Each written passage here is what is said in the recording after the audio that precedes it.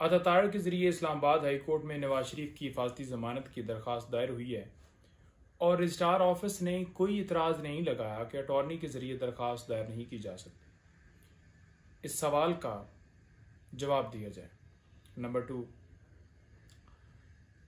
इमरान खान साहब की तरफ से इसी तरह से, क्योंकि मैं इमरान खान साहब का अटॉर्नी हूँ जिस तरह तारड़ साहब हैं, तो हमने इस्लामाबाद हाई कोर्ट में रजू किया था, दरख्वास्तें दी थीं और उस वक्त ये इतराज़ लगाया गया कि इमरान खान साहब खुद आएँ, खुद पेश हों।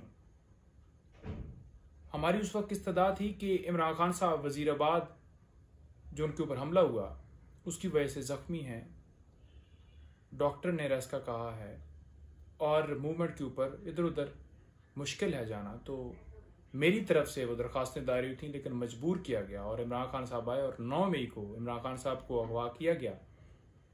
उस वक्त वो उसी कमरे के अंदर मौजूद थे, बायोमेट्रिक करवा रहे थे, मैं भी उनके साथ मौजूद था, मैं भी ज़ख्मी हुआ।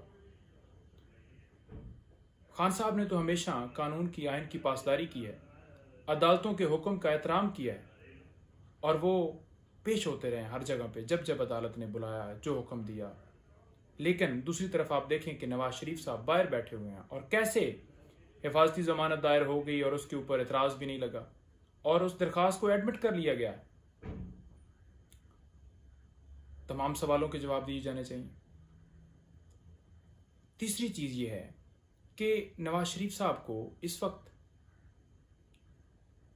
सजा हुई है और वो सजा याफ्ता मुजरिम है, मुल्ज़िम नहीं है, सजा याफ्ता मुजरिम है। जेल से वो मेडिकल बहाना बनाकर 4 हफ्तों के लिए बाहर गए थे और 4 साल पाकिस्तान नहीं आए, कौम से भागे रहे। सिर्फ क्यों? गिरफ्तारी के डर से। और कैसे उनको हिफाजती जमानत जब एक बंदा जेल के अंदर है उस जेल तक पहुंचने के लिए मिल सकती है?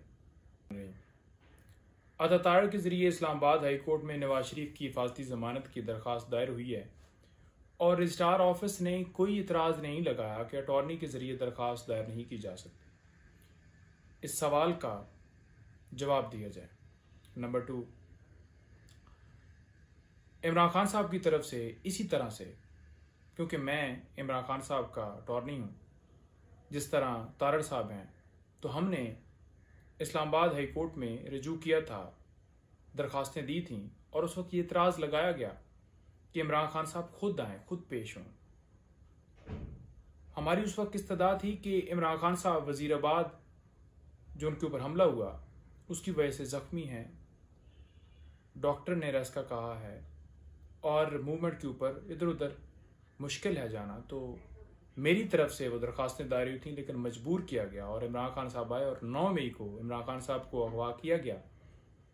उस वक्त वो उसी कमरे के अंदर मौजूद थे, बायोमेट्रिक करवा रहे थे, मैं भी उनके साथ मौजूद था, मैं भी ज़ख्मी हुआ।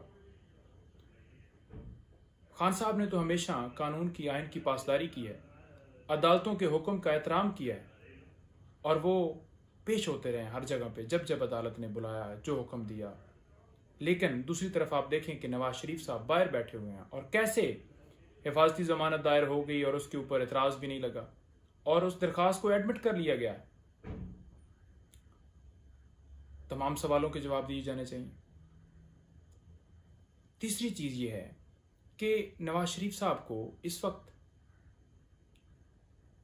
सजा हुई है और वो सजा याफ्ता मुजरिम है, मुल्ज़िम नहीं है, सजा याफ्ता मुजरिम है।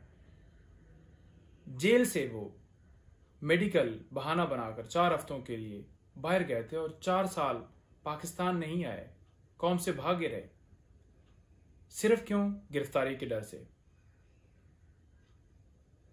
और कैसे उनको हिफाजती जमानत जब एक बंदा जेल के अंदर है उस जेल तक पहुंचने के लिए मिल सकती है?